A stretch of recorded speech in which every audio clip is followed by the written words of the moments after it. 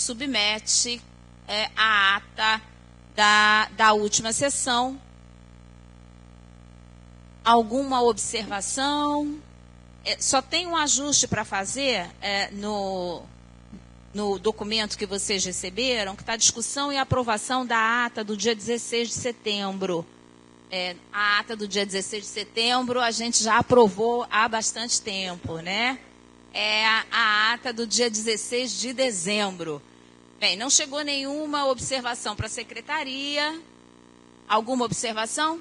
Os conselheiros favoráveis à aprovação da ata, por favor, se manifestem. Aqueles que são contrários. Abstenções. É abstenção? Isso, Luiz? É abstenção? Não.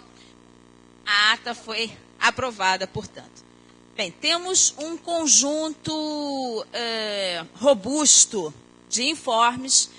Tentarei ser bastante breve, mas tem pontos fundamentais, até para o início do nosso trabalho, que eu preciso compartilhar com vocês, tá? Então, serei breve, na medida do possível, mas gostaria de destacar alguns informes. Bem, e eu começo com um esclarecimento que dei há pouco para o Aloísio sobre esta sessão, né? Alguns conselheiros entraram em contato, preocupados com as férias, né? Como proceder nessa situação. E eu queria dizer que a gente manteve a reunião, essa reunião em fevereiro, por conta da nossa combinação no final do ano, né? De que o recesso do Conselho seria no mês de janeiro. Mas a gente sabe que o mês de fevereiro é um mês conturbado por causa do Carnaval. Então, a programação é a seguinte: nós temos essa sessão de trabalho, essa sessão hoje ordinária, e nós temos uma sessão de trabalho na próxima semana. Mas, embora a sessão de trabalho, a gente vai fazer a convocação como sessão ordinária. Por quê? A gente tem um volume grande de processos e a gente precisa liberar esses processos. A próxima sessão só vai acontecer no dia 10 de março. Então, a gente está voltando, eu brinquei com a Câmara ali, dizendo que a gente está voltando, mas a gente está voltando no ritmo lento, né? A gente está esquentando. Então, a gente tem a sessão ordinária hoje, sessão de trabalho na próxima semana, embora a convocação chegue para vocês como sessão ordinária, para eventualidade de processos que precisem ser liberados, e aí só no dia 10 de março, ok? A gente não vai fazer sessão aqui na semana do Carnaval, não é conveniente, né? Tradicionalmente a gente não faz, então a gente terá outra sessão, como esta, só 10 de março. Bem, na sessão de 10 de março, nós pretendemos apresentar um relatório, um breve relatório de gestão de 2016. A gente avaliou internamente que é importante a gente fazer esse balanço já está pronto, mas a gente entendeu que era importante a gente trazer esse balanço para compartilhar com os conselheiros. E a gente pretende também apresentar o que seria uma pauta, uma proposta de pauta temática para o ano de 2017. Evidentemente, é uma proposta e os conselheiros que quiserem propor algum tema podem e devem fazê-lo. Inclusive, como a gente vai ter um intervalo grande até o dia 10 de março, os conselheiros vão poder consultar os docentes dos seus centros, enfim, consultar as bases, né, para verificar quais são os temas que a gente pode incluir na nossa proposição. Bem, nós temos alguns informes, eu diria, administrativos, mas que são de extrema importância. Compartilhar com vocês. Nós temos mudanças na nossa homepage, nós já anunciamos isso aqui nas últimas sessões de dezembro, pedimos a colaboração, pedimos que vocês visitassem, insistimos nisso, e nós temos agora Facebook, a PR2 tem Facebook. Então, vocês imaginem que a gente precisa realmente que vocês opinem, que mandem notícias para que a gente faça circular. Dentre outras razões, a gente avaliou que seria uma forma institucional mais leve de fazer circular as informações. Então, mandem, que nós temos uma equipe na PR2, é uma equipe coordenada pela professora Andréia, que está alimentando a homepage. Entrem na homepage, curtam, compartilhem para o Facebook fazer ainda mais sucesso. Tá? Tem lá algumas notícias, mas ainda precisa ser alimentado. Nós estabelecemos, por um conjunto de razões, mas sobretudo por conta da nossa acomodação no Parque Tecnológico, um horário de atendimento diferente do que a gente tinha aqui no prédio, tá?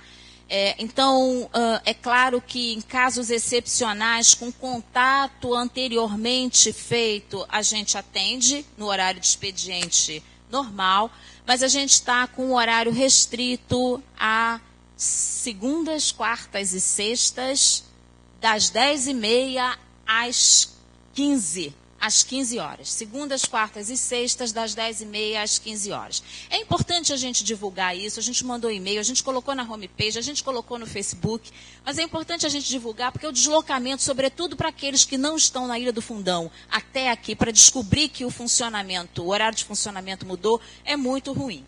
Então, por favor, nos ajudem com essa divulgação. A gente está com dificuldade de comunicação com o mundo exterior por meio telefônico. Temos apenas um ramal, e esse ramal é de uso interno, então, nem me torturando, eu vou divulgar para vocês qual é, porque a gente está fazendo atendimento por e-mail e pessoalmente. Então, por favor, é importante a divulgação em relação a esse horário restrito. Nós criamos internamente na PR2, e isso é importante sobretudo para a CLN, para a CAAC, para a CLN especialmente, nós criamos um grupo de trabalho para fazer revisão das resoluções. A Suelen está bem animada com esse grupo de trabalho. A gente está pegando todas as resoluções, a gente está começando das mais contemporâneas para as mais antigas, e a gente está fazendo uma revisão. A gente aqui no dia a dia acaba identificando incongruências, temas que já estão ultrapassados, encaminhamentos que a gente não adota mais. Enfim, então a gente tem um grupo, qualquer identificação de problemas em resoluções antigas, vocês devem encaminhar. Eu peço que encaminhem para a Suelen, para a professora Andréia, para que ajudem nesse trabalho. Tá? Em breve a gente vai trazer esse balanço para vocês, quais são as propostas que a gente tem para alterar. Não é alteração de conteúdo no sentido revolucionário, não. É atualização em relação àquilo que a gente já faz. A gente também organizou um grupo de trabalho para pensar, isso tem a ver com uma frente que agora a CAAC, tão logo passe a fase Sucupira e depois a fase APCN, a CAAC vai ser devidamente, digamos, chamada ao trabalho, com mais ênfase, e isso tem a ver com o lato sensu. Então, nós temos um grupo de trabalho nesse momento. Desculpa, Fábio, esse dia ia chegar. A gente já sabia disso, Ia chegar, estava anunciado. Então, a gente começou, até para auxiliar o trabalho internamente, um levantamento das questões. Essa animação toda é da Aleni, tá, gente? Então, olha, Suelen tem responsabilidade de uma parte, a Aleni tem responsabilidade de outra, todos coordenados, Então, a coisa está caminhando. Agora, coleta, Antigo coleta. Vamos lá, Sucupira.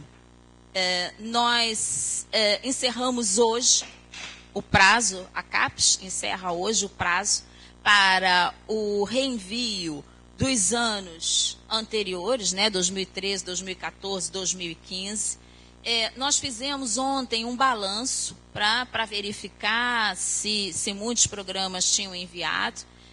Nós sabemos que esse reenvio ele é opcional, né? Alguns cursos optaram por não reenviar. E no balanço geral, o que nós vimos, né, nós trouxemos os números para a gente ter uma ideia, nós temos aproximadamente 129 cursos, desse conjunto, 79 reenviaram 2013, 83 reenviaram 2014, aliás, 2014 e 84 enviaram 2015. A nossa expectativa é que ao longo do dia, como hoje é o último dia, esses números cresçam, mas torcemos para que, diferentemente de alguns dias desse processo, hoje o sistema não esteja travado, né? O Marcelo nos comunicou que ele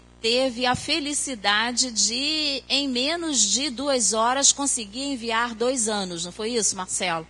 No entanto, nós temos registros de 72 horas. Ótimo.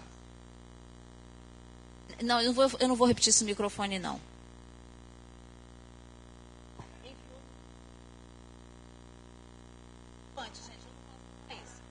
Bem, então ele foi bem sucedido e isso é muito bom, tá? Um informe legal que a gente quer registrar aqui, já está lá no Facebook. Vocês devem ter visto, eu acho que foi no Globo do final de semana passado, ou do retrasado, eu não tenho certeza. Mas 2 professoras nossas foram premiadas. Prêmio Faz a Diferença, que é um prêmio do Globo, junto com a Firjan. Então, a professora Kátia Bloch, do Departamento de Medicina Preventiva da Faculdade de Medicina, diretora adjunta de pós-graduação e pesquisa do IESC, ela foi a vencedora na categoria Sociedade, Ciência e Saúde. É importante a gente fazer o registro aqui, né, desejar sucesso para a professora, dizer que a instituição fica muito satisfeita com a premiação. E a professora Tânia Andrade Lima, docente pesquisadora do Departamento de Antropologia do Museu. Ela foi vencedora na categoria Rio. Então, tinha uma matéria, quem viu o jornal no fim de semana que eu me refiro, que eu não sei se foi passado ou retrasado, tinha uma matéria grande, né? Tinha uma página para cada vencedor, tem várias categorias, e as 2 professoras estavam lá devidamente entrevistadas e felizes com a premiação. E a instituição fica satisfeita também, tá?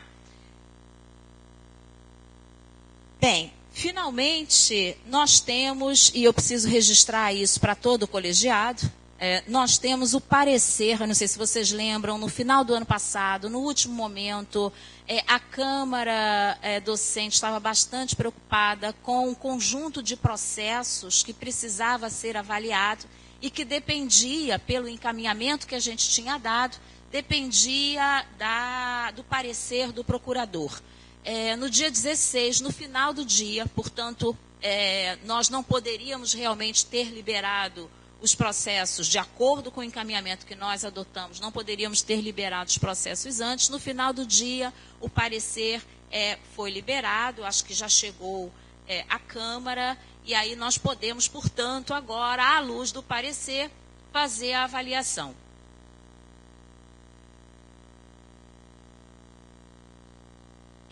Talvez a gente não tenha separado, eu preciso verificar com a Suelen, porque o encaminhamento é que a gente tenha análise de processos, sessão de trabalho, na próxima sessão. Hoje, a ideia é que a gente analise apenas aqueles processos que têm prazo final, prazo encerrando, como, por exemplo, o da banca que você mencionou, Lígia. Então, assim, coisas desse tipo, olha, tem um prazo, vai fechar, não dá para... E aí, na semana que vem, na sessão de trabalho, inclusive porque nós sabemos que esse tema exige uma conversa, a Câmara tem que se reunir, tem que debater, e durante a sessão a gente sabe que esse tipo de avaliação fica comprometida. PDSE. Esse informe do PDSE eu vou passar para a professora Andréia, que se torturou ao longo de alguns meses, eu acho que 2 meses, né, fazendo o tratamento dos dados do PDSE. Nós tiramos uma comissão, a comissão fez uma proposta, enfim, a gente quer dar um retorno em relação ao procedimento. Então, estou passando para a professora Andréia dar o informe. Bem, quero dizer que o balanço, ao final, foi muito positivo. Né? Como nós acompanhamos aqui, as regras mudaram, né? O PDSE era em fluxo contínuo, agora passou, não sabemos se continuará, né, a ser por meio de edital. As regras foram mudando no decorrer do processo. Né? A gente fez consultas à CAPES, a CAPES dava uma informação e, no decorrer do próprio processo, como eu acho que eles também estavam experimentando uma fórmula nova, acabaram também fazendo ajustes, mas o balanço foi muito positivo. Nós recebemos, além das parcelas que foram encaminhadas para os nossos cursos de doutorado, solicitamos o máximo que seria possível a CAPES de cotas adicionais, que foram 12 cotas ou parcelas ou meses. E, ao final, né, foram distribuídas 1.092 parcelas, meses, e essas parcelas, né, foram dadas para 209 doutorandos da UFRJ. Né? Depois de tudo resolvido, logo no início de janeiro, chegou uma nova notícia da CAPES, que apesar de anunciado no edital que as bolsas iriam iniciar em março, como a demanda foi muito maior do que eles estavam prevendo, todo mundo vai ter que começar em abril. É possível, inclusive, a Associação de Pós-Graduandos se envolveu na questão, foi feita, enfim, o pedido para que as pró-reitorias se posicionassem, nós entramos em contato com a PG, mandamos um documento para a CAPES argumentando que essa mudança poderia afetar as pesquisas, poderia afetar, inclusive, os contatos já feitos com os professores, né? Porque tudo isso é feito previamente, é tudo acertado. Algumas pesquisas, as pessoas precisavam estar no período para coletar dados específicos, mas não tivemos nenhuma resposta, então os alunos estão tendo contato direto com a CAPES, nada é passado pela PR2, eles estão recebendo as mensagens de confirmação e vão começar efetivamente a receber em abril.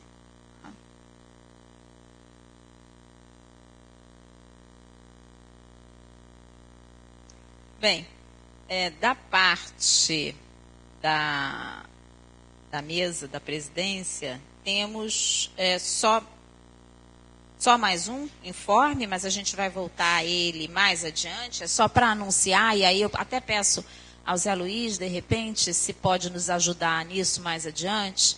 Vocês conhecem certamente o portal de periódicos da UFRJ, né? Algumas das nossas revistas estão neste portal.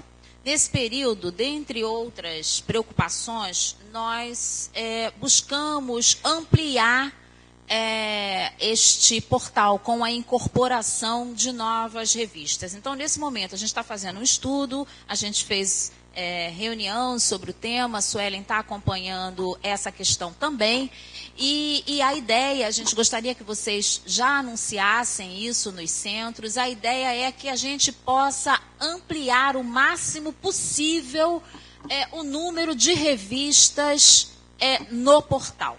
Tem vários detalhes sobre essa questão, a gente vai preparar um informe mais detalhado para março, até lá a gente vai ter avançado em algumas questões, por hora fica o registro. E por que eu fiz a referência ao Zé Luiz? Porque ele tratou desse tema durante um tempo, né? E é um tema, eu lembro de eu mesma cobrando, né, como coordenadora, pedindo como é que eu faço para colocar a minha revista lá no portal, meu programa precisa da divulgação. Enfim, esse tema é um tema que a gente entende que é importante, a gente tem, o portal funciona, ele está subdimensionado atualmente, né? E a ideia é que a gente possa tratar disso, ampliando as possibilidades, e elas existem, né? Nós nos reunimos com o responsável do sistema de bibliotecas, e ele nos explicou isso. A ideia é ampliar, tá? Mas aí depois a gente vai tratar dessa questão especificamente. Eu não sei se a Luiz quer falar alguma coisa sobre isso.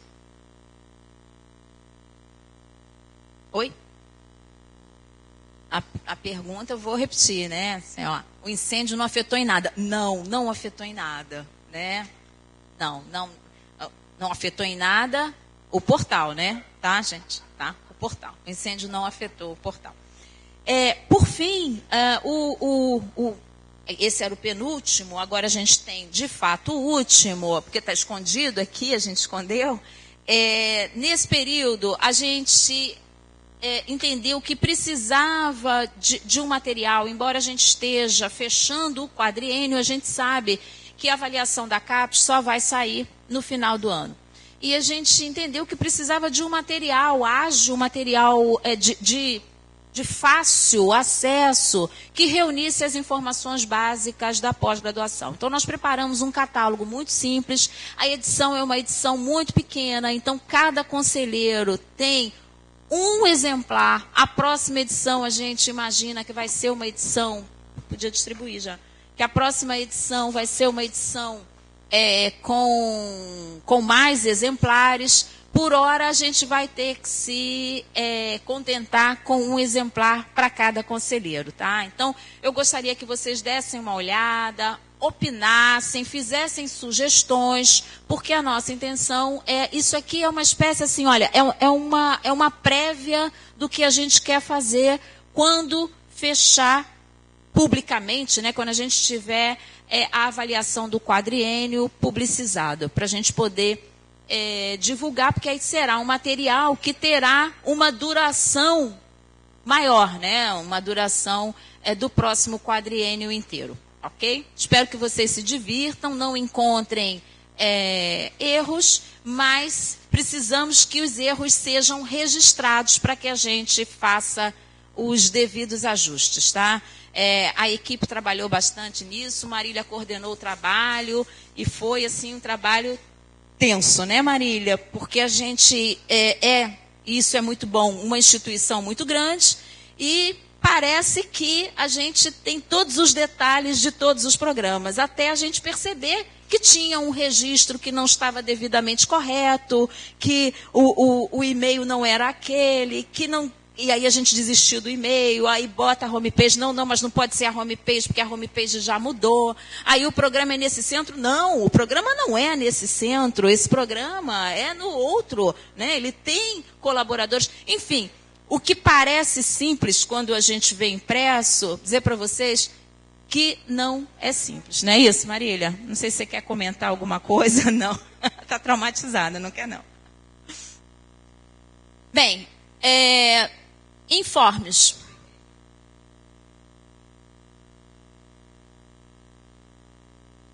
Foi estratégico, deixei para entregar no final para ficar todo mundo distraído e ninguém tem informe, é isso? Vamos lá, algum informe? Algum conselheiro deseja?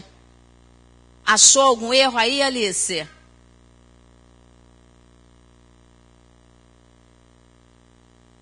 Marcelo?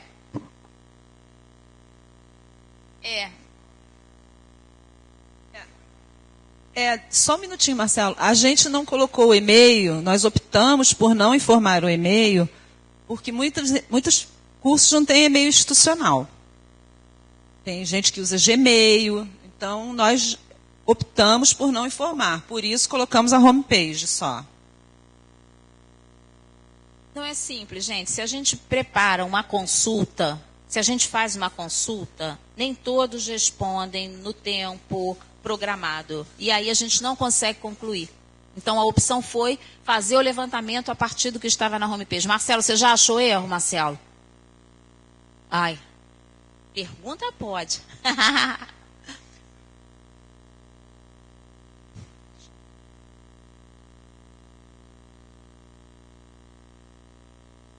É número, tem a barra lateral indicando 100, seria um máximo. Aqui tem 94. Não, é o número total. Ainda não encontramos o primeiro erro, não é isso?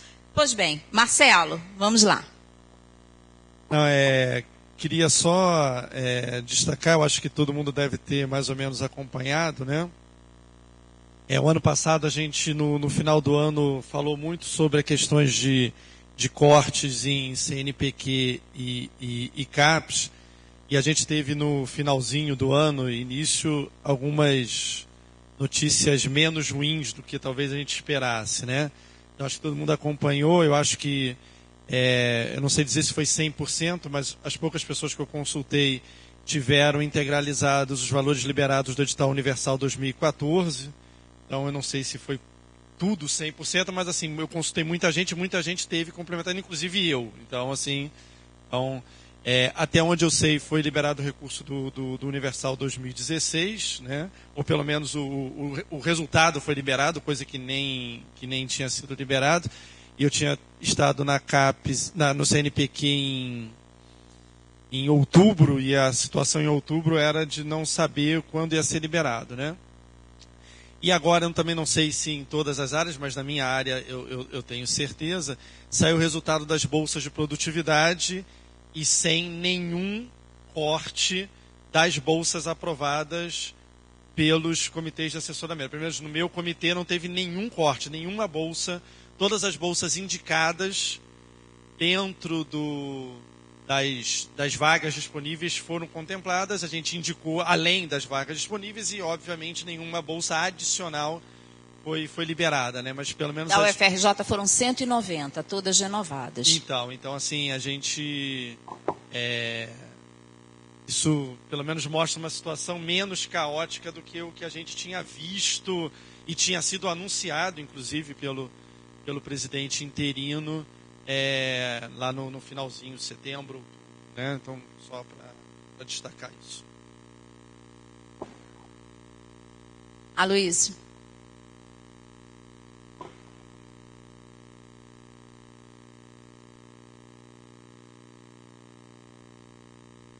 Estão errados ou desatualizados?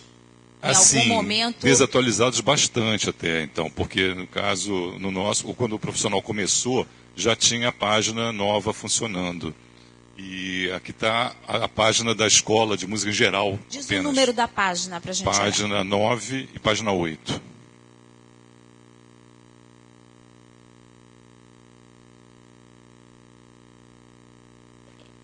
Não é mais música.frj.br? Nunca foi,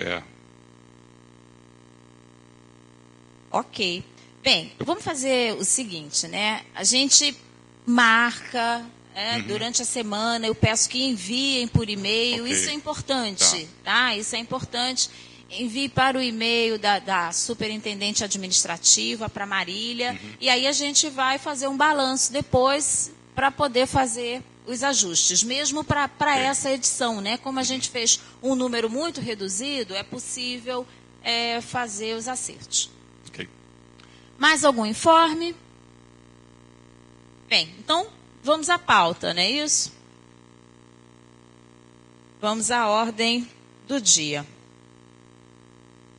O primeiro ponto é o financiamento da pesquisa, a FAPERJ. Eu trouxe esse tema por uma série de razões. A maioria está acompanhando, né? A gente sabe, o Marcelo falou sobre as dificuldades que foram verificadas no ano passado. Nós experimentamos isso aqui com os cortes. E nesse processo, nós não tratamos sobretudo da relação com o CNPq e com a CAPES, e tratamos apenas lateralmente da relação com a FAPERJ. Eu lembro que a conselheira Beatriz, ela não está presente, mas ela chamou a atenção, inclusive, de um evento que ela teria organizado e que o recurso, né, a PQ5, o recurso não teria saído. Enfim, nós sabemos das dificuldades, mas dado o conjunto de eventos dos últimos dias, né, sobretudo dos últimos dias de 2016, nós avaliamos que seria pertinente trazer para cá, para o Conselho, para que a gente pudesse conversar um pouco e tirar alguma posição a respeito. Nesse período, eu conversei com colegas do CCS que estão acompanhando mais de perto a questão e tem, inclusive, organizado um grupo de trabalho, uma frente, com a preocupação específica da relação com a FAPERJ.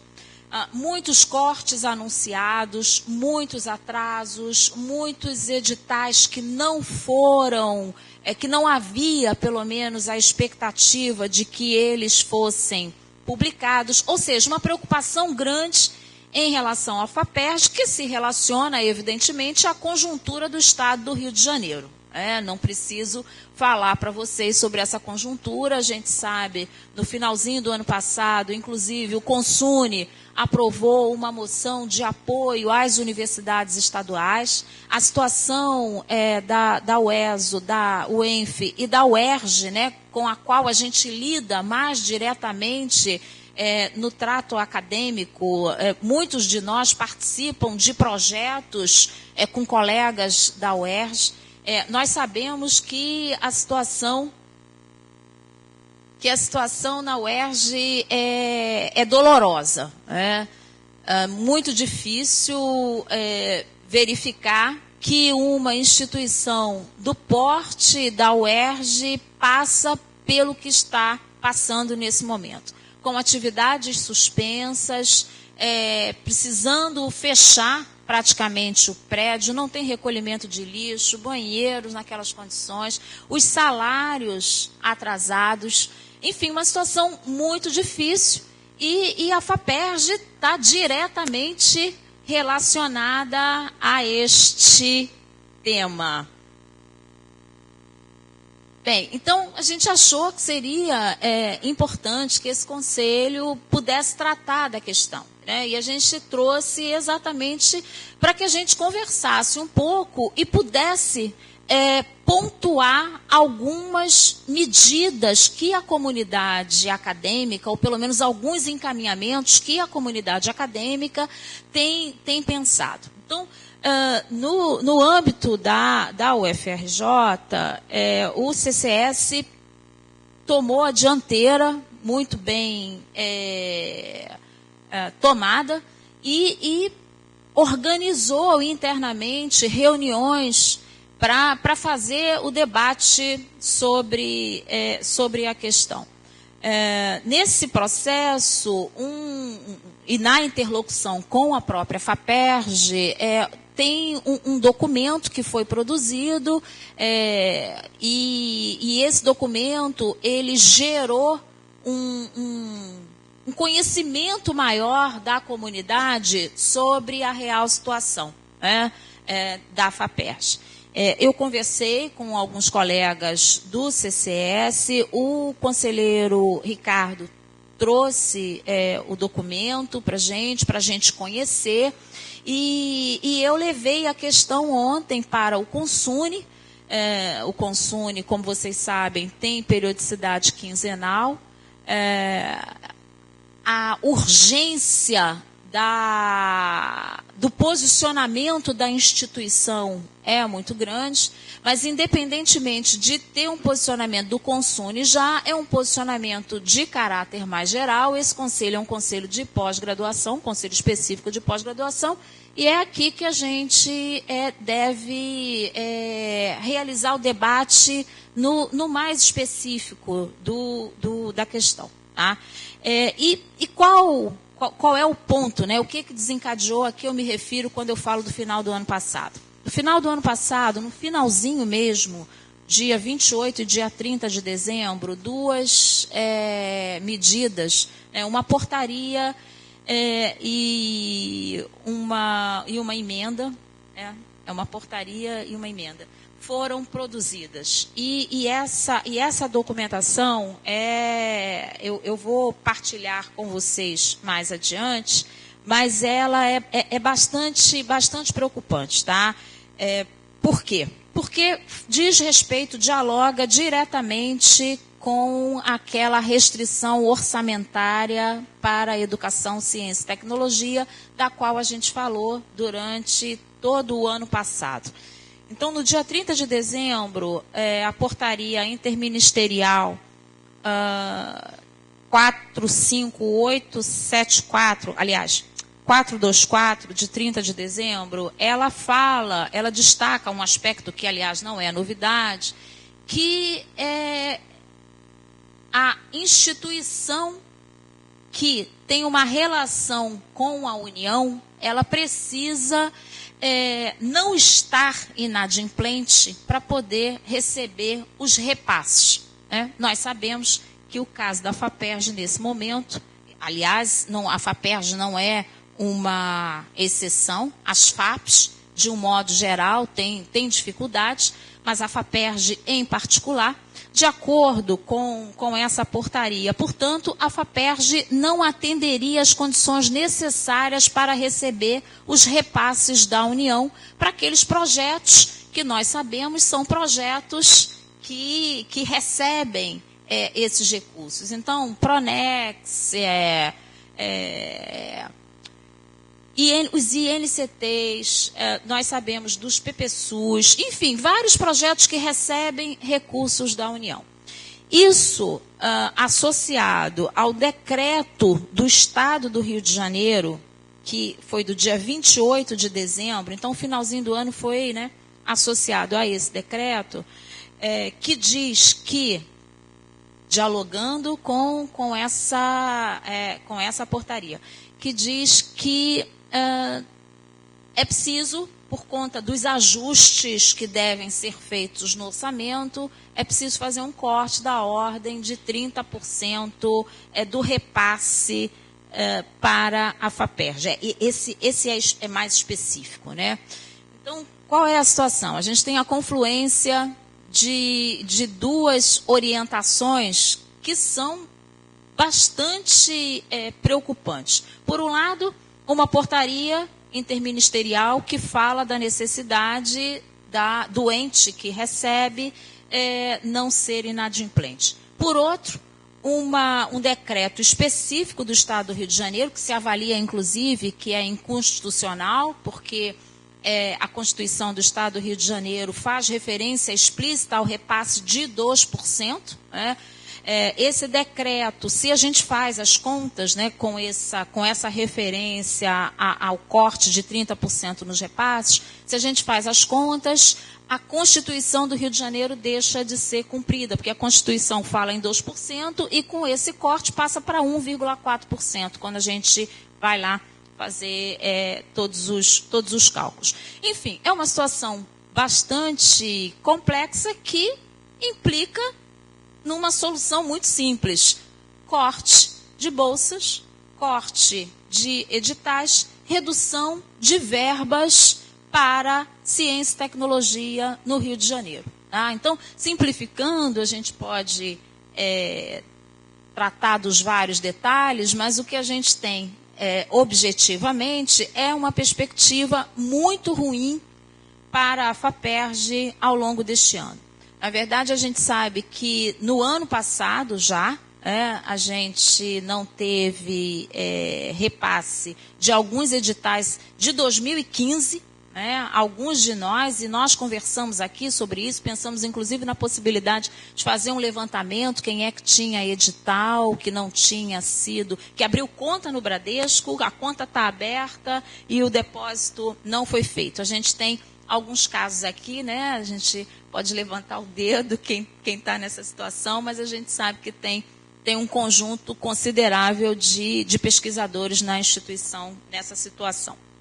Enfim, eu queria trazer para vocês, para a gente conversar um pouco sobre isso. Queria passar a palavra logo na sequência para o conselheiro Ricardo, porque ele tem detalhes que complementam, detalhes específicos do centro, né, do CCS. Queria divulgar para vocês a moção que foi apresentada ontem no Consune e foi aprovada, e verificar a possibilidade de que nós, CEPEG, nos posicionemos, né, inclusive com a indicação, e aí tem aqui uma questão bem específica, a indicação de 2 conselheiros para compor uma comissão. Essa demanda se relaciona com a questão que o Ricardo vai levantar, para a produção de um manifesto.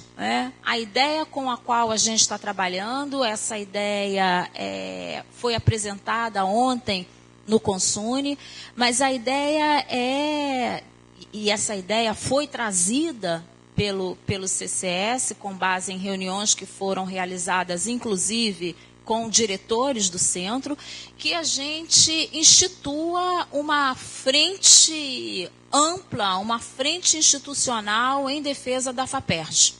Assim, que a gente possa, de algum modo, colocar para fora da universidade o que se passa com a FAPERJ e o que isso comprometerá em termos de pesquisa, em termos de ciência, em termos de tecnologia, o que vem sendo desenvolvido no Rio de Janeiro.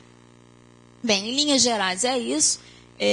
Eu vou passar a leitura da moção. Eu acho que não tem outro jeito, gente. A moção é relativamente curta, mas não tem como, né? Assim, preciso ler a moção, até porque é um texto que foi aprovado nessa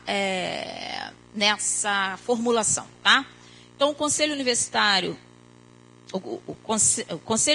da Universidade Federal do Rio de Janeiro, em sessão de 9 de fevereiro de 2017, manifesta enorme preocupação face às danosas e inevitáveis consequências para o desenvolvimento da ciência e tecnologia no Estado do Rio de Janeiro, tendo em vista, por um lado, a Portaria Interministerial 424, de 30 de dezembro de 2016, e, por outro, o Decreto 45874, de 28 de dezembro de 2016.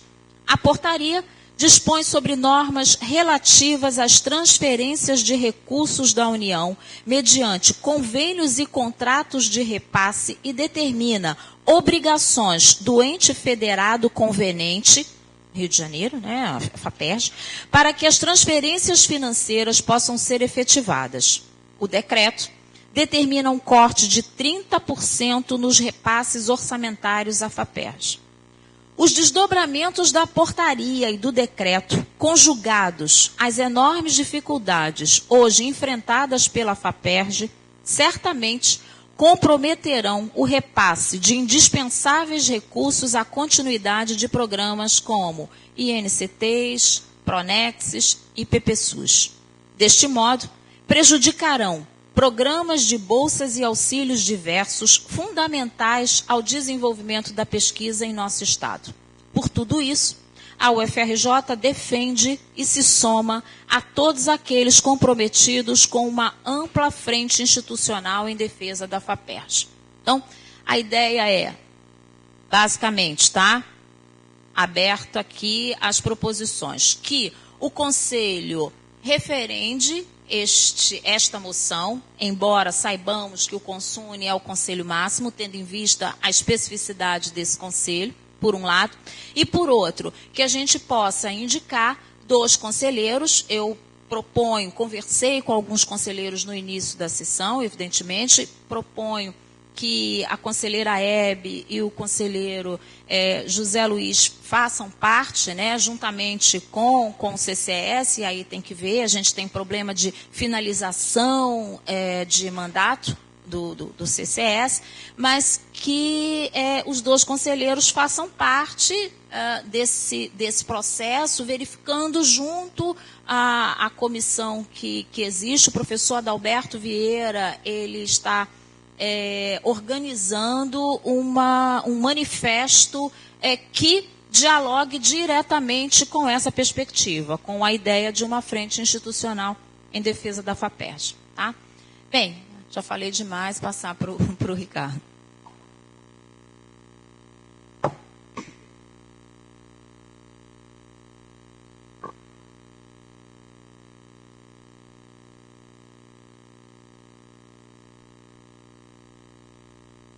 Bom dia, obrigado, Leila, pelas informações. Eu trouxe aqui essas 2 cartas que diretores de unidades acadêmicas, coordenadores de programas de pós-graduação, e na figura da professora Lina Zingali, do Instituto de Bioquímica, e do professor Adalberto, lá do Instituto de Biofísica, eles realmente tiveram algumas reuniões em janeiro e mandaram essa carta datada de 27 de janeiro, há 2 semanas atrás, para os deputados Luiz Paulo Correa da Rocha e Plínio Bittencourt, alertando exatamente o que você falou.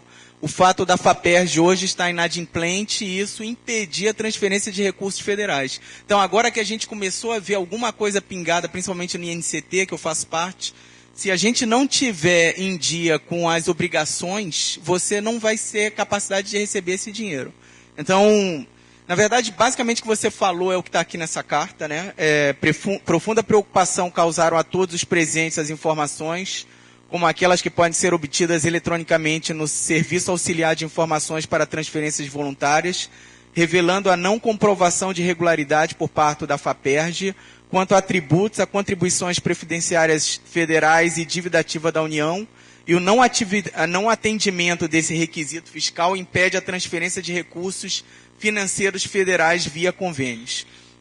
Então, isso vai impedir o PPSUS, o INCT, como você falou, o Pronex, para receber esses recursos. E isso é uma coisa assim que realmente vai ser o fim da picada. Quer dizer, a gente viu a FAPERJ nos últimos 15 anos ser a joia que manteve a pesquisa no estado do Rio, e a gente vê a UERJ, eu acho que por 3 ou 4 vezes já adiaram o início das aulas, né? O seu colega, o Egberto Moura, que é o pró-reitor de pós-graduação da UERJ, toda semana indo nos programas mostrando que a situação está quase que irreversível. Então, eu já vi crises aqui no estado do Rio, mas como agora não estou conseguindo vislumbrar uma luz. Tem outra carta também endereçada ao professor Jacó Palles, que é o presidente do Conselho Superior da FAPERJ, exatamente alertando para a necessidade de resolver essa situação, se possível, o mais rápido possível. Você falou do pró-reitor da UERJ. A gente tem conversado, né, os pró-reitores, a gente tem um fórum de pró-reitores e a gente tem uma frente no Rio, né, dos pró-reitores do Rio de Janeiro. Nós ontem nos reunimos na FAPERJ com o professor Gerson e sua equipe e tratamos, eu vou dar mais algumas informações, eu queria que a gente pudesse ampliar, já estava falando há bastante tempo, por isso preferi passar a palavra para os conselheiros. Mas a gente conversou bastante sobre isso e a gente encaminhou, assim, como resultado, né, tem muitos detalhes, mas como resultado da reunião, eu apresentei a moção foi comemorada, muito provavelmente com pequenos ajustes, né, que dê conta da especificidade, né, do fórum, não é conselho universitário, né, a moção começa assim. A moção vai sair como um documento produzido por este fórum, e a gente encaminhou para que marcássemos uma reunião, e aí tem lá, nós distribuímos as tarefas, com o presidente da Comissão de Educação da ALERJ e com o presidente da Comissão de Ciência e Tecnologia, para levar a questão. Nós sabemos que o secretário mudou agora, essa semana. Nós sabemos que houve também uma fusão da secretaria, né? Era a Secretaria de Ciência e Tecnologia, agora é Ciência, Tecnologia e Desenvolvimento Social, né? É o deputado Pedro Fernandes. E a ideia é que a gente possa sensibilizar no sentido, digamos, amplo da expressão, os participantes dessas câmaras, para que a gente tenha oportunidade, enfim, de chamar atenção para os nossos representantes, afinal de contas, os deputados, né, são nossos representantes, para que a gente possa chamar atenção para o que está acontecendo também com a voz de outras instituições, porque parece, às vezes, né, e a imprensa nem sempre ajuda nisso, que a UERJ tem um problema. Assim, a UERJ está com um problema. A UENF tem um problema. A UESO, então, nem aparece. Nem aparece. A UERJ é o grande destaque. Então, tem alguns desdobramentos relacionados a essas questões, tá? Que tem a ver realmente com cartas enviadas e reuniões que a gente deve marcar para as próximas semanas. Aberto ao Conselho.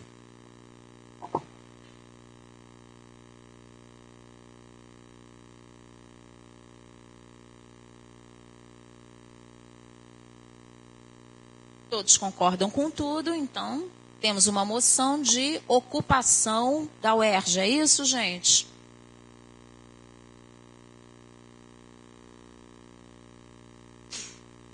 Ocuparemos a UERJ, ocuparemos a FAPERJ e a ALERJ também, não é isso?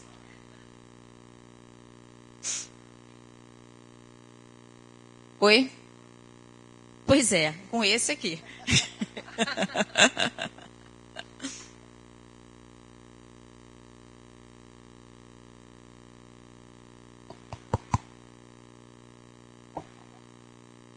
Conta ficar. A Brasileira de Ciência não está contatada? Também, a Academia Brasileira de Ciências, as sociedades acadêmicas de um modo geral. Assim, tem vários contatos. É um movimento que, veja bem, tanto o decreto quanto a portaria foram produzidos num período, janeiro, em geral, a gente sabe, né?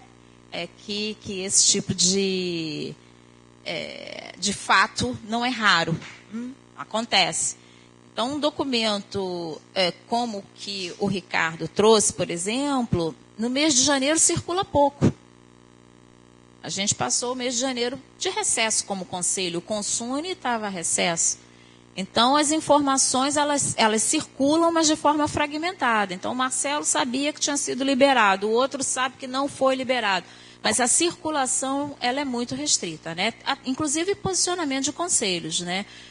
A maioria das instituições presentes à reunião ontem não tinha realizado os seus conselhos de 2017. Então, depende um pouco desse movimento agora, e a gente sabe que até o Carnaval também tem problemas de divulgação.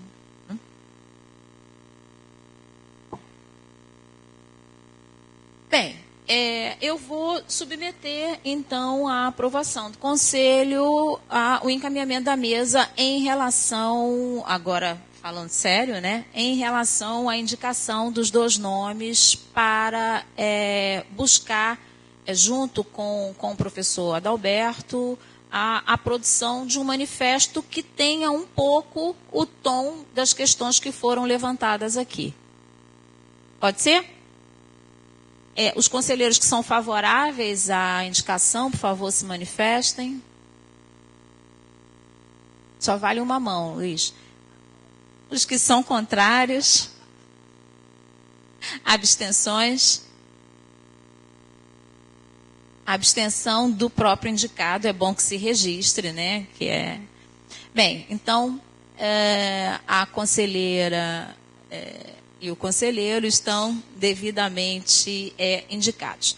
Em relação à reafirmação da moção, que foi apresentada ao Consune, os conselheiros que são favoráveis à reafirmação da moção como um documento também, como uma posição também do CEPEG, por favor, se manifestem.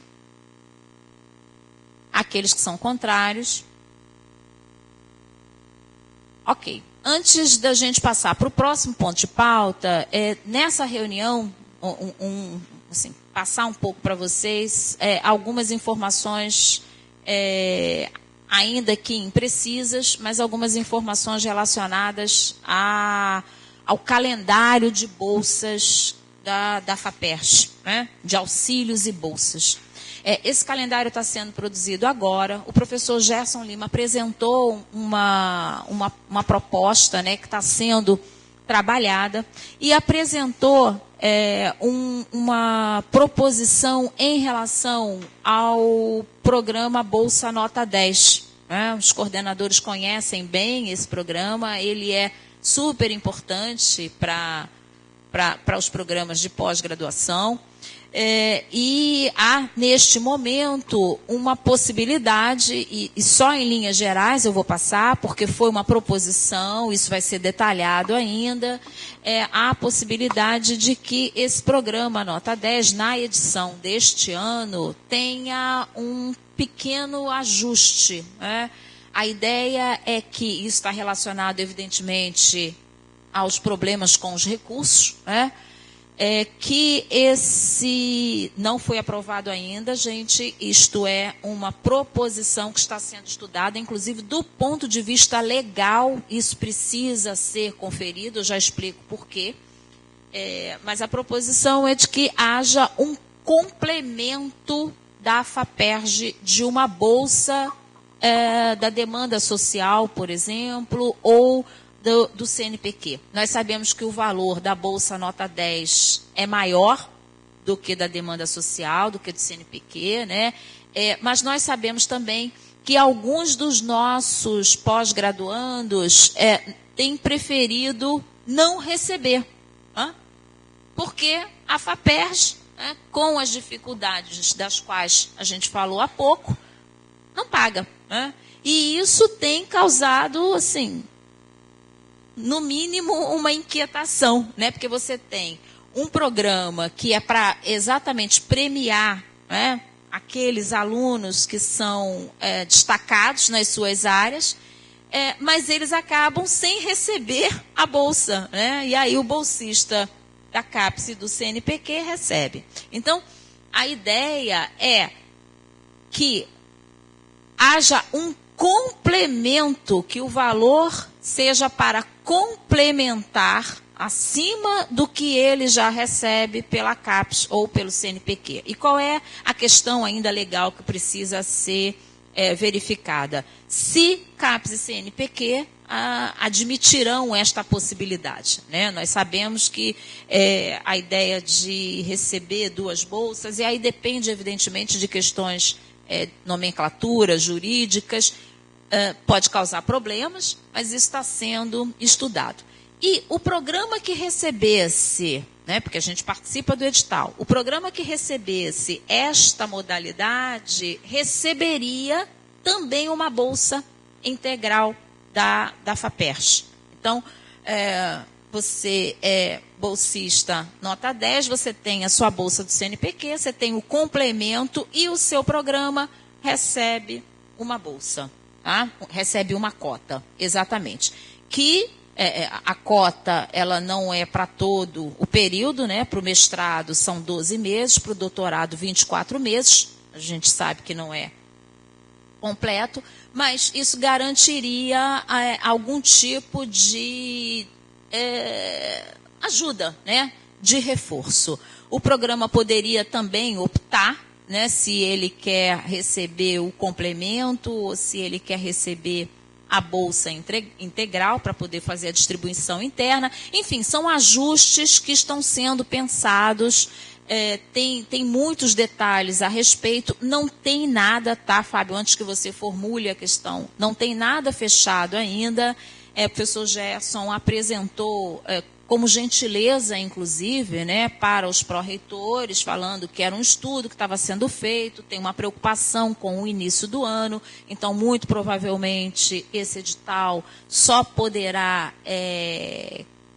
ser considerado, né, a cota do edital a partir de abril. Enfim, tem um conjunto de detalhes aí. Fábio? Então, um ponto de esclarecimento a partir das informações que são preliminares, que você já tem. Pedido de esclarecimento, na verdade. Se vai ser mantida o tipo de distribuição que se faz usando a nota dos programas, se vai ter como é que ficaria nessa forma agora diferenciada de aporte de recursos, essa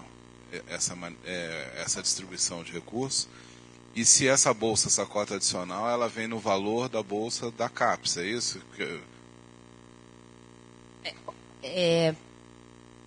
Nós recebemos uma minuta desse edital, os pró-reitores. Eu posso até passar a minuta para vocês conhecerem. Não me parece adequado, tendo em vista que está em estudo. Mas, em linhas gerais, não há mudança em relação ao que a gente conhece desse edital.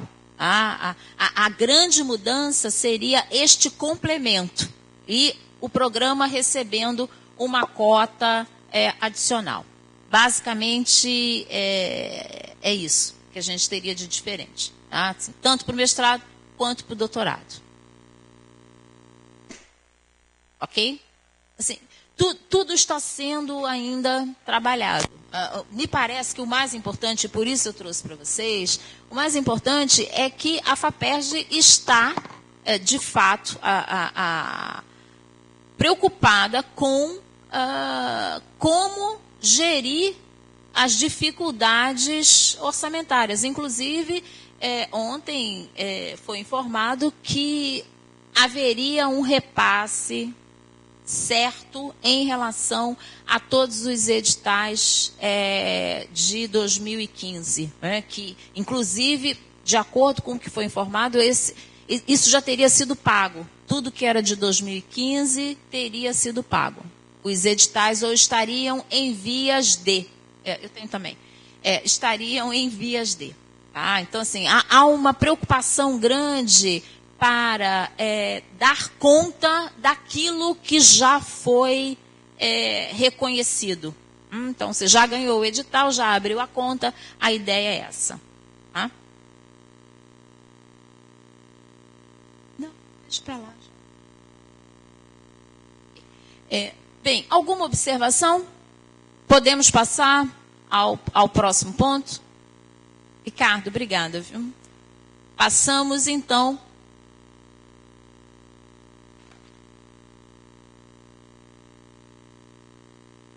ao ponto reconhecimento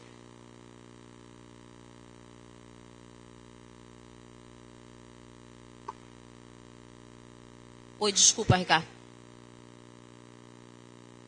O nosso mandato já terminou, meio do Heitor, e as novas eleições para os novos conselheiros vão acontecer na semana anterior ao Carnaval. Então, em março, vocês vão ter novos conselheiros do CCS. Eu não sei se a gente precisa de algum tipo de tampão aqui para que a gente possa estar regularizado com a situação. O secretário chamou a atenção disso já na semana passada, né? E o encaminhamento a gente deve referendar na próxima sessão esse período enquanto o processo eleitoral não é concluído no CCS. Né? A gente sabe que já está em curso, já tem candidatos, então na próxima sessão, na primeira sessão de março, a gente faz o referendo deste período, né? Você denominou tampão, e aí a gente aproveita e faz já, muito provavelmente, a apresentação dos novos conselheiros. De acordo com o Denilson, é o procedimento que a gente pode adotar formalmente, tá? Que deve adotar formalmente. Obrigado.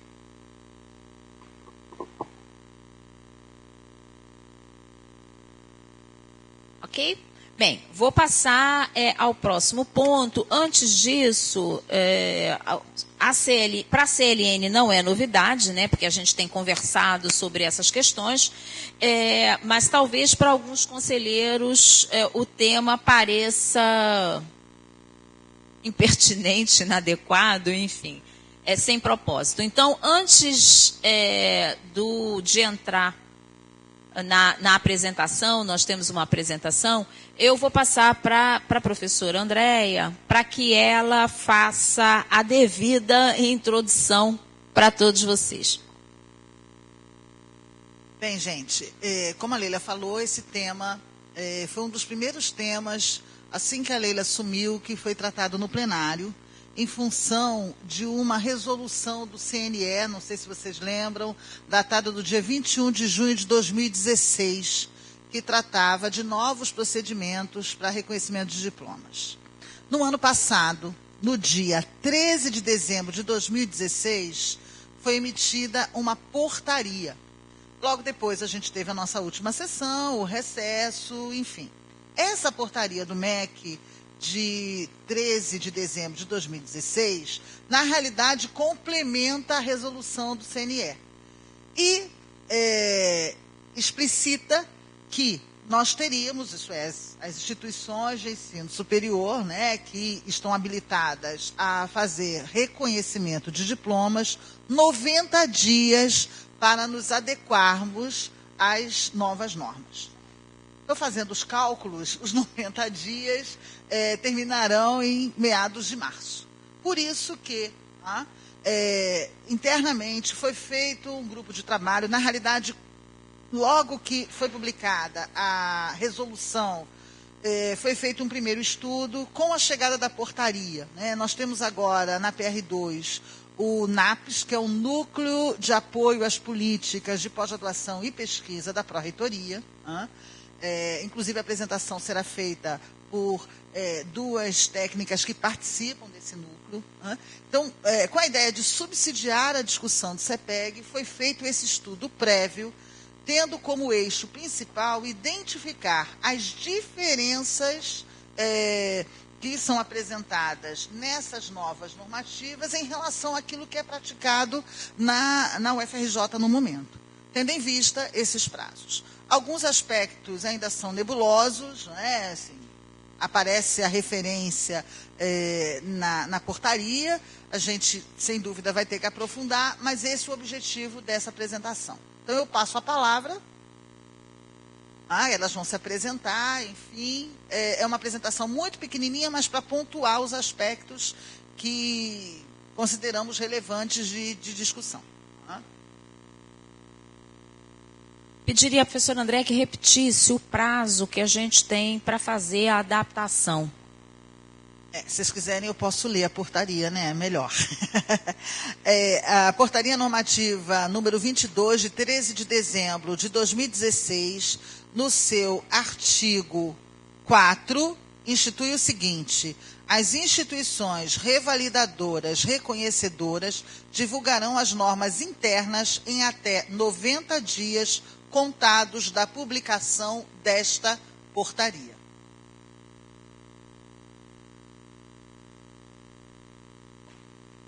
Então, bom dia. Bom dia a todos. Meu nome é Bruna, trabalho no NAPES juntamente com a Liliane. Hoje a gente vai fazer uma breve apresentação sobre o tema que a professora Andréa acabou de colocar: reconhecimento de diplomas, pós-graduação estricto sensu, mestrado e doutorado, novas normas. Bom, nesse slide, a gente destacou as principais normativas. Primeiro é o decreto 8.660, de janeiro de 2016, que é relativo à Convenção da Apostila da Haia. É um tratado que é regulamentado pelo Conselho Nacional de Justiça, o CNJ, e o que ele modifica no processo de reconhecimento é que o requerente ele vai ter que observar se o país de origem ao qual ele fez o curso está relacionado como signatário. Então, ele vai procurar um cartório que seja cadastrado pelo CNJ para fazer esse procedimento e o diploma dele vai receber a apostila, legalizando assim o documento. O país que não for signatário desse tratado vai seguir o trâmite normal, que já ocorre, vai procurar a autoridade consular, colocar o selo, procedimento que a gente já está acostumado. O próximo é a resolução CNE número 3, de junho de 2016, que trata dos procedimentos de reconhecimento dos diplomas de pós, e a portaria MEC número 22, que é a mais recente, que saiu em dezembro passado, que ela explicita, ela detalha o procedimento e inclui uma novidade, que é a tramitação simplificada. Então, agora nós temos a tramitação normal e a tramitação simplificada. Principais alterações. Aqui nós destacamos os pontos em que a gente percebeu, detectou as principais diferenças. O termo reconhecimento, para diplomas de pós-graduação, se fala reconhecimento e não mais revalidação. Na tramitação normal e simplificada. A tramitação normal a gente vai detalhar mais à frente, e a simplificada ela é o prazo de 90 dias para poder ser concluída. Os prazos que a portaria do MEC ela pontua, até então nós tínhamos na resolução do CEPEG o prazo interno para esse processo, agora nós vamos ter prazos externos que a gente vai pontuar mais à frente. A análise vai ser focada no curso e na instituição e não mais no trabalho do requerente. A documentação solicitada, a gente vai fazer um comparativo. E o portal Carolina Bore, que é o portal que foi lançado pelo MEC, posterior ao lançamento da portaria, que vai nortear a gestão desse processo de reconhecimento.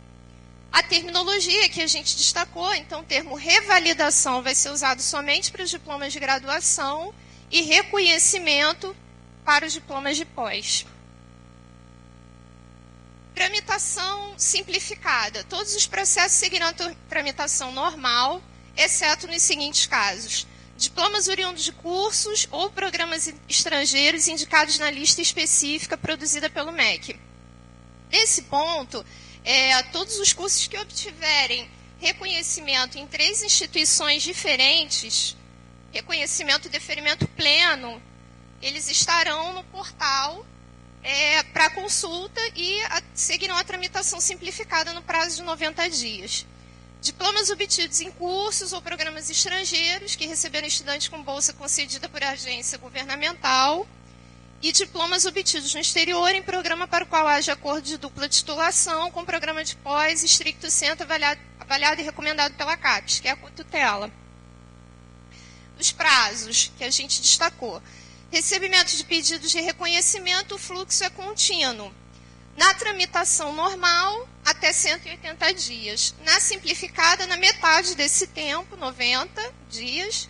Análise inicial da documentação. A partir do momento que o requerente entrar com o processo, serão 30 dias corridos. Não serão dias úteis, dias corridos, para identificar a necessidade da apresentação de documentação complementar.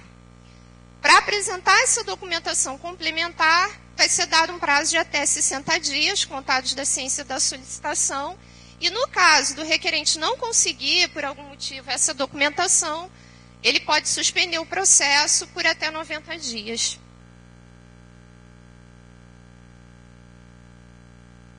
Bem, aqui a gente faz um comparativo, né, da documentação solicitada pela resolução atual do CEPEG 01/2009 com a nova portaria do MEC número 22 de 2016. Quanto à cópia do diploma e os documentos, história escolar, nada mudou. Os formulários e os cadastros também. Agora, quanto à cópia de dissertação e tese, na nova portaria, além dessa cópia, eles solicitam também um arquivo digital, tá? E dentre outros documentos, como, por exemplo, eles pedem a data de defesa da tese, o nome dos participantes da banca examinadora, se for o caso, o orientador e o currículo resumido de cada um.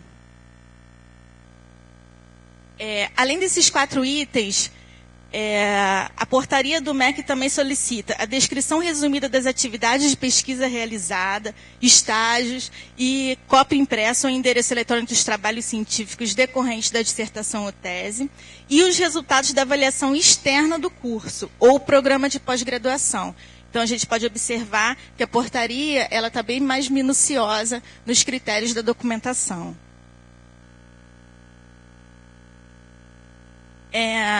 Também tem uma pequena diferença, né? Nos refugiados, o suprimento da documentação é feita por provas legais, no CEPEG, na portaria também. Só que na portaria, o refugiado ele poderá ser submetido a uma avaliação de conhecimento, conteúdo e habilidade. E quanto à tradução, que já é solicitada, pode ser solicitada na resolução atual, Na portaria, pode ser solicitada, sendo que as línguas francas utilizadas no ambiente de trabalho de pesquisa institucional, como o inglês e o francês e o espanhol, não há obrigatoriedade dessa tradução. Após a homologação dessa resolução número 3 do Conselho Nacional de Educação, coube ao MEC estabelecer as orientações para a tramitação do processo. Então, foi criada essa plataforma Carolina Bore. Ela, no momento, ela não está ainda sendo utilizada, mas eles colocaram um portal. Nesse portal, ele reúne várias informações, onde vão orientar e coordenar tanto a instituição quanto os requisitantes. Na verdade, o que o MEC deseja é que esse processo de reconhecimento seja mais dinâmico, né, mais transparente e tenha uma agilidade maior, incluindo a tramitação simplificada. Então, ali a gente disponibiliza o site, para se alguém quiser interesse de pesquisar, tá? Ela irá disponibilizar a lista de cursos realizados pelo MEC. As instituições poderão aderir ao uso através de um termo de adesão. E, em caso de não adesão, as instituições deverão fazer registros periódicos dos reconhecimentos concedidos. Esses registros periódicos, eles têm que ser feitos no final de cada mês, tá? Por um servidor. Cada instituição tem que ter um servidor cadastrado junto ao MEC para que seja realizada a transposição dessas informações. Então, de qualquer forma, as instituições deverão utilizar a plataforma. Mesmo não sendo uma obrigatoriedade, haverá necessidade da transferência de registros. E aqui, não, só ia falar que aqui a gente tem a imagem, quando você entra no portal, o que você pode direcionar. A legislação, ele já mostra como é que é feita a transmissão simplificada. Você pode entrar, ele tira dúvidas tanto da instituição quanto do requerente. Esse aqui é um fluxograma que o portal disponibiliza. Tá? Esse fluxograma do fluxograma da tramitação normal, que ele vai desde a solicitação de reconhecimento de diploma até a retirada do diploma. É essa tramitação que dura em até 180 dias pela nova portaria. Tá? A simplificada vai ser mais rápido, então ela já vai pelo meio do processo. E com essas novas normas, há necessidade da revisão, né, da revogação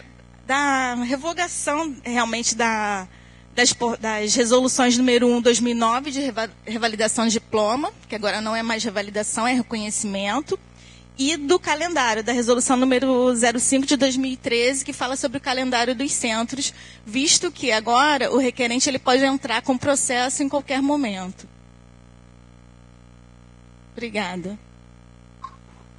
Obrigada, Liliane. Vai fazer algum comentário, Bruna? Eu posso falar? Especialmente, temos que ficar atentos ao calendário do CFCH. O centro é o único centro, embora a gente tenha esta possibilidade para todos os centros, o único centro que tem um calendário específico é o CFCH. Eu não sei se a CLN quer comentar, eu acho que seria interessante ouvir a avaliação, enfim, dúvidas, antes de passar as dúvidas.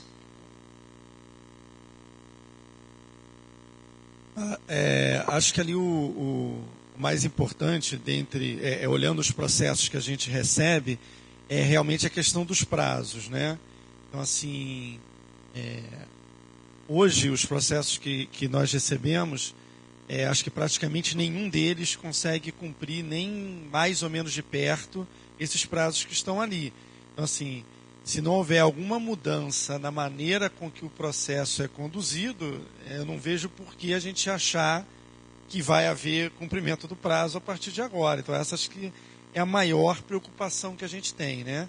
A gente já tinha analisado esse documento antes, a gente tinha algumas dúvidas, inclusive dessas questões de prazo, porque o nosso prazo aparentemente era menor do que o prazo para estabelecimento das regras gerais, isso não fazia muito sentido, mas assim, tem a princípio uma simplificação do processo de análise em si, né, por conta dessa espécie de acreditação das instituições no exterior.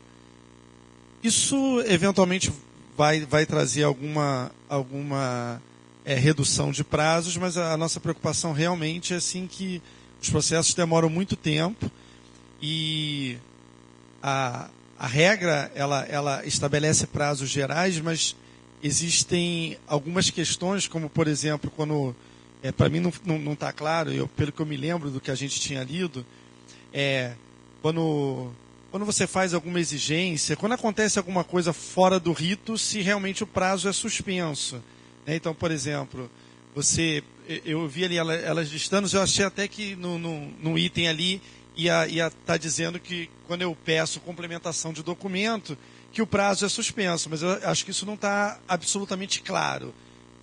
A gente pode partir do pressuposto que, mas isso não está escrito, né? E aí o solicitante tem 60 dias para me entregar um documento.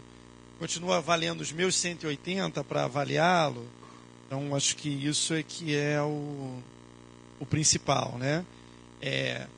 Fluxo contínuo, né, tem um outro problema sério, que é o período de recesso escolar, por exemplo, de final de ano. Assim, naturalmente, alguém que entre com um processo no início de dezembro vai ter aí, vamos botar por baixo, 60 dias de processo com nada acontecendo. Se for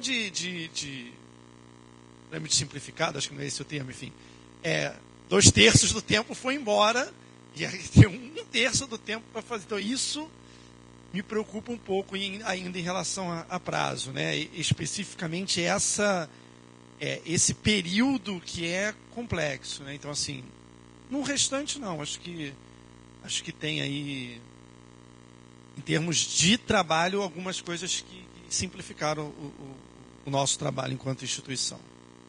Para mim, a grande questão é a seguinte: o processo simplificado simplifica mesmo? Para mim, essa é a questão. Assim, que a Câmara terá condições de avaliar melhor, né, a assessoria da Câmara, se realmente aquilo ali facilita, né? Eu não sei se vocês observaram um detalhe em relação ao que é demandado do programa. E aquilo me preocupou um pouco. Você está falando do que o candidato precisa entregar, então. Isso é uma coisa que a gente também discutiu naquele documento, que ainda foi o Eduardo que conduziu, e assim, daqui para frente, né, quer dizer, quem obtiver o título daqui para frente, dado que ele sabe quais são os documentos que ele precisa, é possível que ele consiga obter. Quem obteve daqui para trás, e eventualmente tenha sido recente, é possível que a pessoa consiga os documentos. Mas a gente até levantou a possibilidade, alguém defendeu há 30 anos atrás.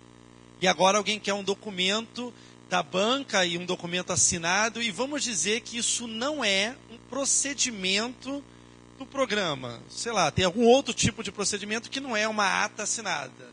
A gente está partindo do pressuposto que todo mundo tem ata, que todo mundo tem um documento formal. Vamos dizer que isso não aconteça. É uma sessão pública que alguém levanta a mão, aprovado, reprovado, sei lá. E aí? Isso foi há 30 anos atrás. Eu acho que é possível que para os solicitantes isso seja um impedimento. Se a gente for, olha, eu preciso do documento. Por quê? Porque a legislação diz que eu tenho que ter um documento aqui dizendo quem foi a sua ata e um outro dizendo a ata lá, essas pessoas dizendo que a sua dissertação foi apresentada e foi aprovada e que está tudo certo. Isso vai ser eventualmente um problema para quem vai solicitar. Está escrito na legislação. Então, Aloysio.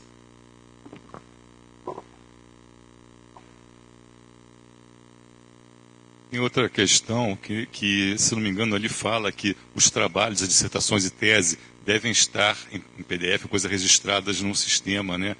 E eu pergunto, e as defesas de trabalhos que não envolvem uma linguagem textual? né? No caso, na área de artes, das performances.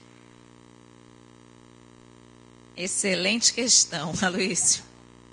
Excelente questão. Artes, né? Vamos pensar assim, toda uma área do conhecimento que a gente vai ter que tratar. Uma performance, como você vai filmar.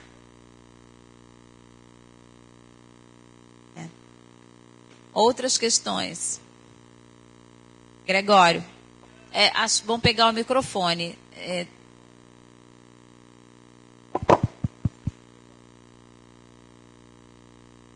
Outra dúvida, pelo que entendi da exposição, se recebermos uma pessoa que fez um doutorado, digamos, na República Popular da China, e se existir uma avaliação das universidades chinesas por parte do governo, que certamente existe e certamente tem um bom nível de detalhamento sobre os cursos.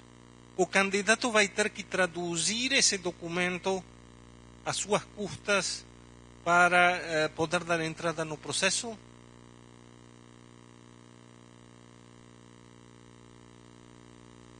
De acordo com o que já esse é o procedimento.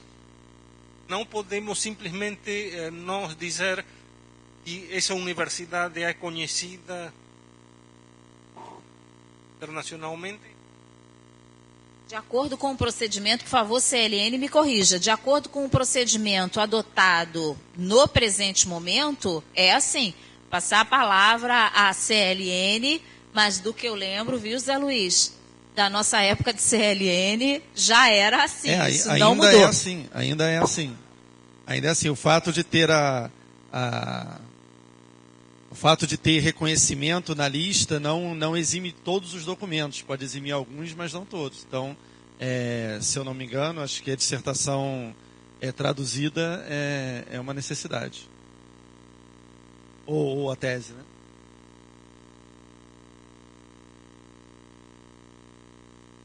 A despeito da sua perplexidade, Gregório, é assim.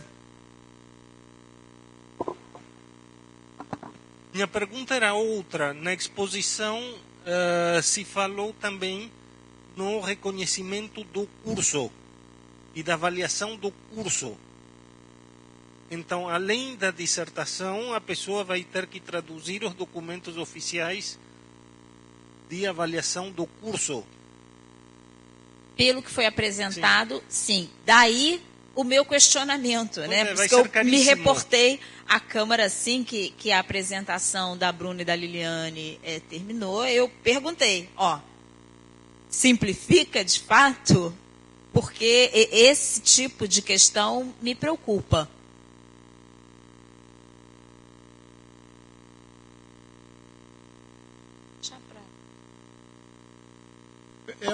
É uma regulamentação exógena, ela não é nossa. Então, assim, os problemas vão ter que acontecer e quem produziu essa proposta aqui não adequada, eventualmente, pelo prazo, com certeza, vai ter que rever isso. Isso não tem jeito. Nós não podemos fazer um protesto, dizer que não gostamos do prazo, etc. Mas ela não podemos alterá-la, nem desrespeitá-la, né? Pelo que eu acompanhei, tem uma comissão trabalhando com essa questão há algum tempo na PR2. Eu vou passar, inclusive, a palavra à professora Andréia para ela detalhar alguns aspectos. E, portanto, essa comissão se debruçou, fez uma proposta uma proposta de resolução que vai apresentar à Câmara para que a Câmara possa avaliar, complementar, enfim, fez o trabalho técnico, né, que é um trabalho importante, comparando a legislação, inclusive com a nossa legislação. Então, tem uma proposta aqui, tem uma minuta para ser apresentada à Câmara. Mas, pelo que eu pude acompanhar, ainda que não no detalhamento, me preocupou de fato. Não sei se é uma preocupação ainda muito precipitada, mas dificuldades em relação a situações com as quais a gente lida aqui no dia a dia, que tem a ver com aspectos como estes que o Gregório levantou. Então, a gente vai precisar de um tempo, eu concordo plenamente, Luísa, a gente vai precisar de um tempo e, na medida em que as questões aparecerem, a gente vai fazendo os ajustes. Vou passar, então, à professora Andréa. Bem, quando a gente preparou essa apresentação, uma das coisas que eu insisti muito é para a gente evitar fazer avaliações. Claro que o grupo tem uma série de avaliações, né? Pontua aspectos que precisam ser mais detalhados, enfim. E eu acho que agora a gente pode fazer as nossas avaliações, tá? Então, a primeira avaliação que eu gostaria de fazer é o seguinte: lendo a normativa, não é à toa que tenham sido criados 2 trâmites, né? O normal e o simplificado.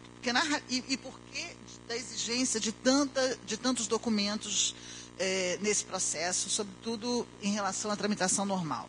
Porque será por meio da tramitação normal que o MEC irá construir a lista de instituições, que são instituições consideradas aptas por ela, para que isso possa, vamos dizer assim, embasar a tramitação simplificada. Então, é uma coisa que nos assusta, mas a cada 3 casos de reconhecimento, que não precisa ser na universidade, me corrijam se eu estou errada, meninas, que vocês estudaram. Se foi aqui na UFRJ, outro na Universidade Federal do Paraná e outro na Universidade Federal do Mato Grosso. Essa instituição vai para a lista, e essa lista que vai pautar a tramitação simplificada. Daí, talvez, esse excesso de documentação, né? E essa lista não é perpétua, tá? Essa lista pode mudar. Se eu não me engano, o prazo é de 6 anos. A instituição poderá ficar na lista por 6 anos, né? E toda essa normativa tem a ver com uma discussão que foi feita no CNS, o documento, inclusive, está disponível no portal do MEC, de um problema que as instituições estavam vivendo. Por um lado, as dificuldades dos alunos que foram financiados pelas nossas agências de fomento para fazer o doutorado pleno no exterior, voltavam e muitas vezes tinham que passar por processos complicadíssimos, né, nas instituições, demorados, para obter o reconhecimento, por um lado, e, por outro lado, cursos que a gente conhece, né? Férias, cursos de distância, cursos, etc., que também apresentam Então, me parece, aí, fazendo avaliação, tá? Que a tentativa é um meio termo, ou seja, nem dificultar para quem foi financiado pelo governo brasileiro para fazer um doutorado no exterior, né, em instituições previamente reconhecidas pela própria CAPES, etc. Mas, por outro lado, também tem um crivo mais, vamos dizer assim, cuidadoso em relação a um conjunto enorme de cursos que têm sido, enfim, abertos e que têm que ficar para a gente revalidar. Tá?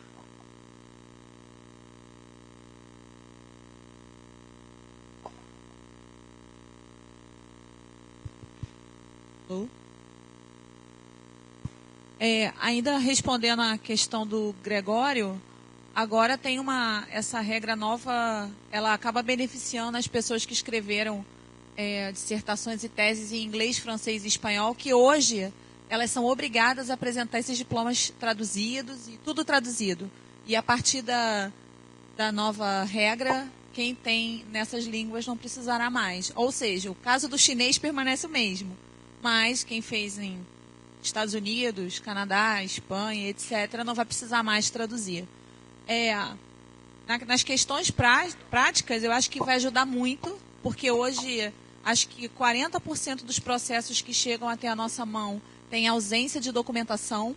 Então, a gente perde um longo tempo olhando para dizer que o cara não podia porque falta documento. Então, isso já vai simplificar bastante. Mas me preocupa também a questão do prazo, não só por ser 180 dias, mas se você não está no trâmite simplificado, independe só do CEPEG avaliar. Depende de você mandar para uma comissão dentro de uma unidade, e essa unidade tem uma comissão que avalia aquele trabalho. Então, esse processo depende da disponibilidade dos professores, e aí eu acho que a coisa vai ficar um pouco complicada, principalmente nas áreas que a demanda de processos de revalidação, como, por exemplo, a educação, é muito grande. Então, vai ter um grupo de pessoas que vai ficar o tempo inteiro só fazendo isso. Então, isso é uma coisa que é realmente muito preocupante. Eu não sei como que nós vamos conseguir ajustar internamente. Eliane, eu estou bastante preocupada, sim, mas a gente vai ter que experimentar, né? Vai ter que seguir o fluxo. Alguma outra questão? Bem, eu queria agradecer especialmente ao grupo que fez o trabalho, que fez o estudo, a Bruna e a Liliane que apresentaram, obrigada. A assessora da Câmara, a Kátia, acompanha esse trabalho na retaguarda e agora vai entrar. Agora é a vez da Kátia entrar para valer, porque agora tem a resolução. Então, eu vou passar isso para a assessora, tá, Marcelo? Vou passar a proposta para a assessora e vocês agora, juntamente com a assessora da Câmara, com o nosso suporte, né, com o suporte do grupo, mas aí agora a assessora segura com a Câmara, ok? E aí, na hora que vocês avaliarem, a Andréia está acompanhando esse trabalho, na hora que vocês avaliarem que já tem condições de dar algum parecer sobre o que foi apresentado como proposta, aí dá um retorno e a gente pauta, porque a gente precisa fazer isso com uma certa urgência. Me preocupa um pouquinho, a Andréia está bastante preocupada, a gente tem um prazo para cumprir e muitos detalhes, né, a pensar. Eu sugiro que a Hebe converse no centro sobre a questão dos prazos também. Enfim, fazer as devidas adequações. Ok? Bem, alguma outra questão? Relato de processos. Temos algum relato de processos? Não? Bem, na semana que vem eu estarei representando a instituição num evento fora do país. Então, a sessão de trabalho acontecerá com o acompanhamento dos assessores, da superintendente acadêmica, da superintendente administrativa. E é verdade, a Andréia está de férias, tá?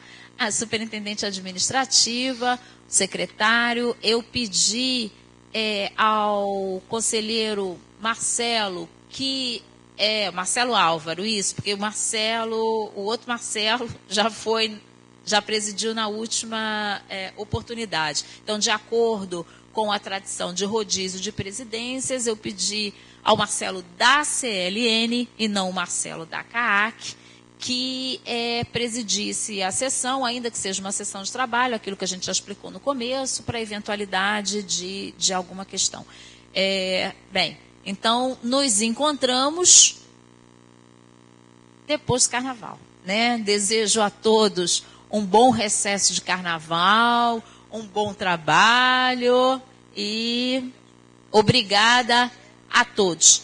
Tem uma demanda aqui de que essa sessão de trabalho seja realizada no Parque Tecnológico, né? O endereço não é exatamente esse, né? Mas na convocação vai no detalhe, né? Por conta dos processos, de carregar os processos. Tem muitos processos. Nós estamos lá, olha só, para quem não estava aqui quando eu informei, enfim, acho que informei isso ainda em dezembro.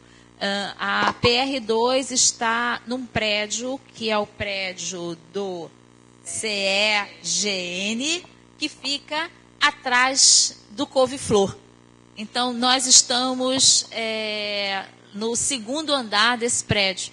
E aí, por que lá, Orlando? Porque é mais fácil para movimentar os processos, ok? Muito obrigado a todos, bom fim de semana, bom carnaval. Para mim vai ser, eu só vou encontrá-los no dia 10 de março. Não, é porque ela não fez. Aqui, olha, palavra. Nossa, você foi? Eu ia pedir. Deixa eu ver, cadê? Não, já achei vários.